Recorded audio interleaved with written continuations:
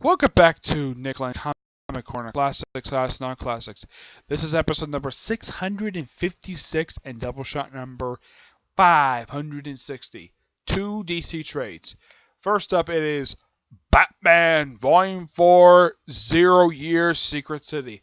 Collecting Batman Volume 2 issues 21 to 24 and the Director's Edition, Director's Cut one-shot.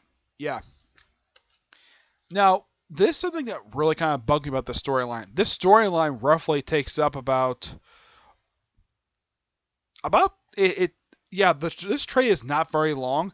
It only takes the first 4 issues, and that's it. The following trade that came after this took up issues, I think it was like 25 to 27 and 29 to 33, and that was it. That's why I'm gonna take up more issues than this one did. Yeah. Scott Snyder's on the writing, Greg Capullo's on the artwork. And this is by far the last trade of this particular volume that I had not reviewed yet, and now I'm reviewing it. Now, when this storyline came out back in 2013, a lot of people were not on board with this at all because, well, we at Conrad already went through Batman's first year. It's called Batman Year 1 by Frank Miller. One particular YouTube reviewer refused to buy the book during this period of time when this book was coming out. Me personally, I picked up like a good majority, pretty much like every single issue of this entire storyline when it was coming out back in 2013. Whenever I could, anyways, because at the time I wasn't able to afford to buy every single issue. I pretty much like own like almost every issue of Scott Snyder's run. Now I'm thinking later on actually buying the physical trades like this. Yeah. Now, the main villain of this particular arc, now, Zero Year was split into 3 arcs. You have Secret City, Dark City, and Savage City. Dark City, the main villain of that one was Dr. Death, who was it was his first post-Flash appearance, and he was so bizarre looking, and we also had the debut of the Bat Blimp. Yeah, the Bat Blimp, and an early version of the Batmobile. In Savage City, we had the final villain of the entire story, which was the Riddler, which the build for him starts to appear. But the main villain of this arc is the Red Hood Gang. Seriously, yeah, the Red Hood Gang. And they're led by a guy called Red Hood 1. And these guys are basically representatives of the character Red Hood. A guy who wore a nice fancy suit, cape, and of course a red thing, which half the time it looked like he put a thing on all the way. Yeah, that's something I thought was really, really weird about the Red Hood.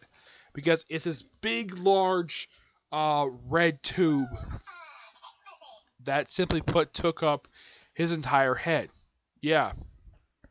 It took up his entire head and it looked like it didn't cover his whole... It looked like half the time he didn't put it on all the way.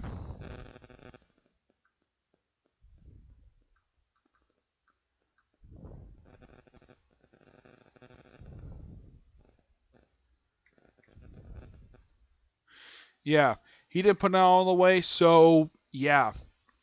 And plus, there's a big rumor going around, even after this was suggest this guy later became the Joker.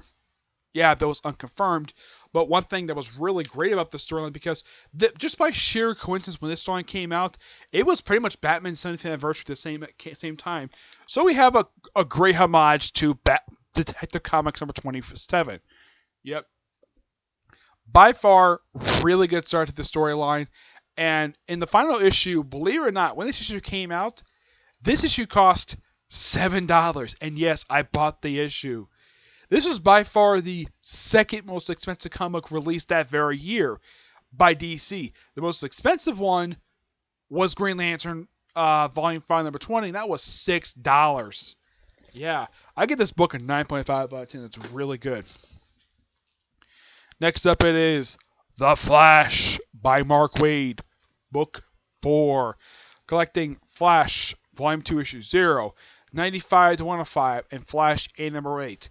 Yeah, Barry Allen, this is not Barry, this is Wally, yep.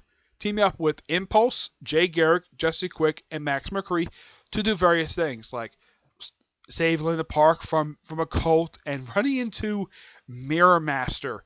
Yes, Mirror Master. This Mirror Master is not the original one. Nope, this is the second one.